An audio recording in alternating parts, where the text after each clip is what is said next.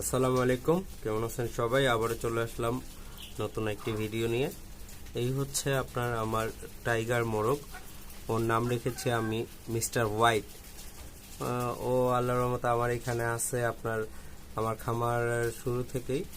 এবং ওকে আমি একটু বড় সাইজে এনেছিলাম, 4-5 মাস বয়সের তখন ছিল।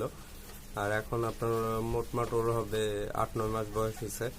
ও এখন আল্লাহর রহমতে আপনার ধরেন 3 কেজির মতো, 3 কেজি 3.5 কেজি হতে পারে আর কি, আনুমানিক বলতেছি, আর বেশি হতে পারে, বলা যায় না।